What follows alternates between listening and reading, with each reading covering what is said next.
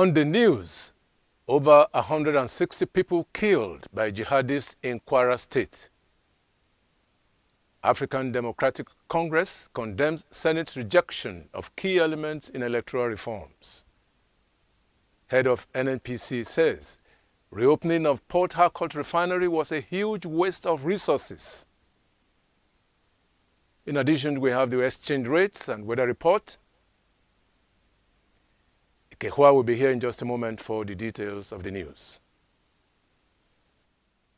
Welcome to the news on the hour on Providence Television International. I am Ugbebo Ikehua.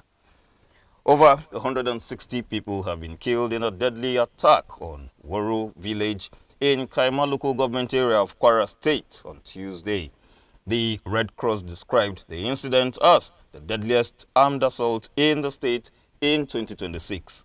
Some residents who survived the attack disclosed that the attackers were jihadists who had previously preached in the community, demanding that the villagers renounce allegiance to the Nigerian state in favor of Sharia law.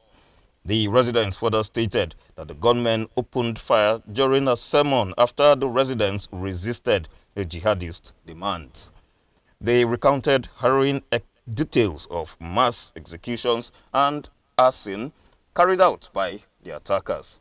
At least 75 victims of the attack were given a mass burial on Wednesday at Woro community.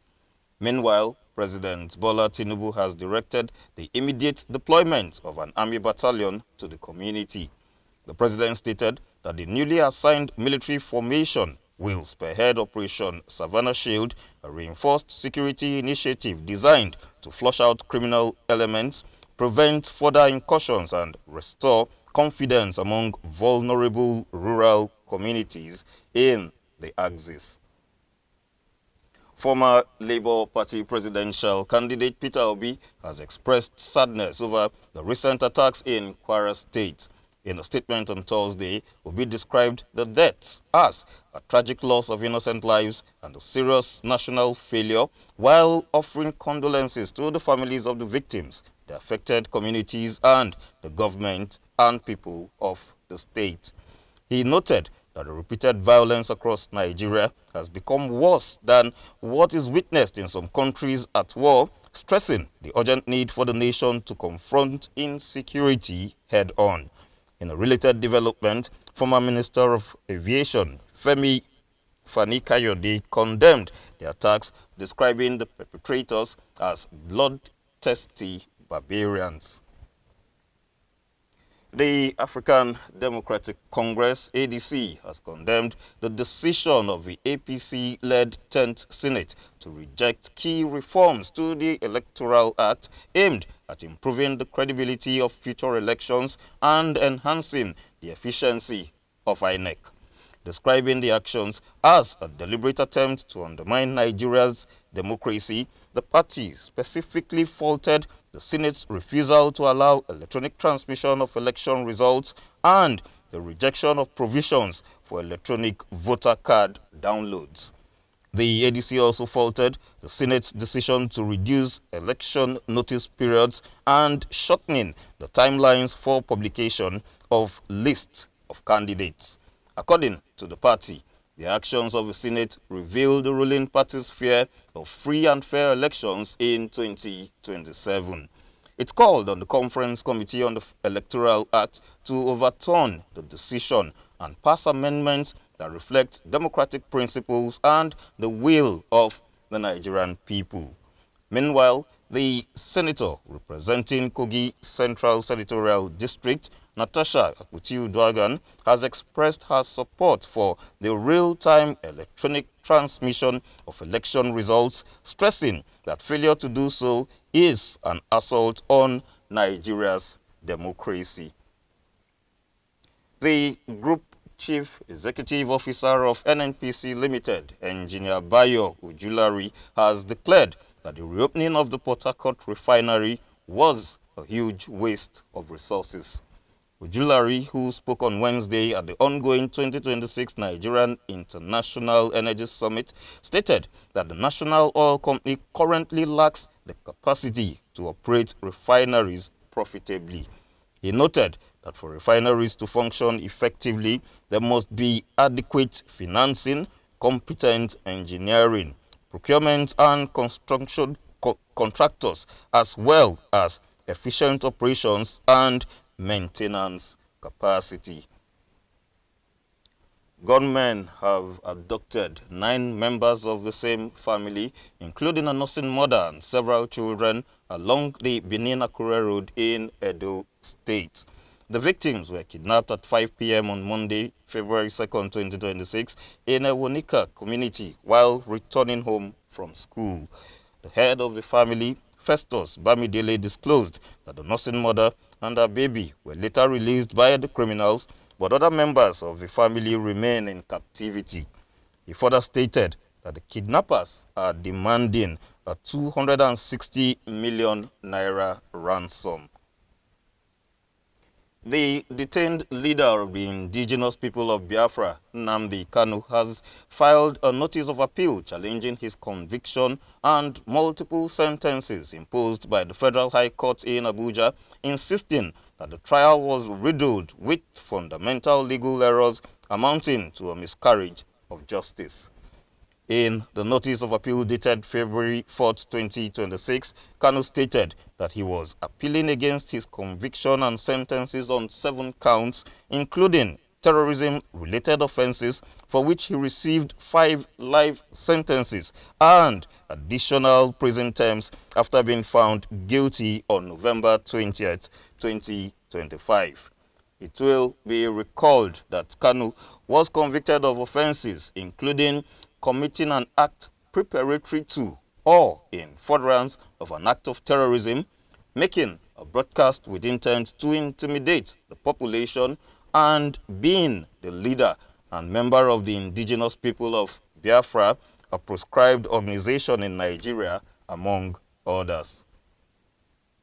Pope Leo XIV has renewed his appeal for prayer and solidarity with the people of Ukraine who continue to suffer the consequences of the conflict with Russia. The pontiff also called for an international commitment against the proliferation of nuclear weapons.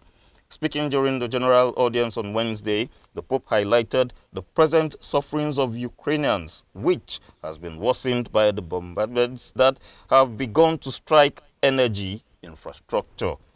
Pope Leo further called on world leaders to share a universal ethic that will make peace a responsibility and heritage safeguarded by all. The Athletics Federation of Nigeria, the AFN, has issued a stern warning to athletes and coaches against age falsification and doping, signaling a renewed push to clean up the country's athletics. This warning comes as Team Nigeria intensifies preparations for major international competitions, including the Commonwealth Games and the World Athletics Championships. AFN President Tonobok Okowa on Wednesday emphasized that any athlete found guilty of age falsification or doping will face sanctions in line with international athletics regulations. Super Eagles coach Eric Chalet is impressed by the transfer of Nigerian player Tochukwu Nnadi from Zultwergen in Belgium to French club Marseille. Nnadi made his move in the January transfer window after being heavily linked with West Ham United and other clubs in the English Premier League. Marseille paid €6 million for the player, keeping him at the club until the summer of 2030, when the contract is expected to expire. And now to the weather report.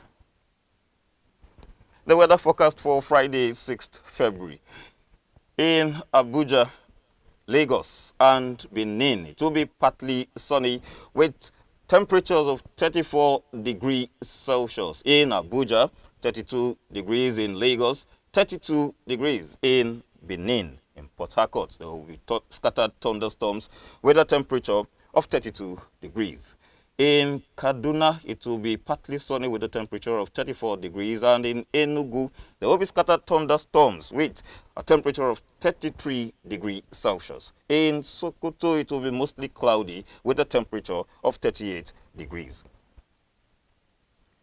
In Washington, there will be light snow with a temperature of 0 degrees Celsius. And to that effect, let's have a glimpse of how it actually looks now in Washington. And as you can see on the screen, quite some snow there. Really, really cold in Washington presently. And in London, light rain is expected with a temperature of 11 degrees Celsius. In Johannesburg and Rome, it will be sunny with temperatures of 31 degrees in Johannesburg, and it's 16 degrees in Rome.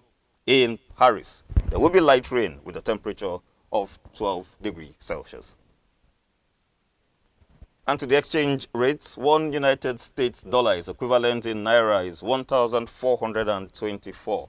1 euro, 1,682. 1 British pound, 1,934. The Canadian dollar presently stands at 1,042 naira, and the Australian dollar 993 naira. And that's the news on the hour on Providence Television International. Thanks for watching. Please stay tuned.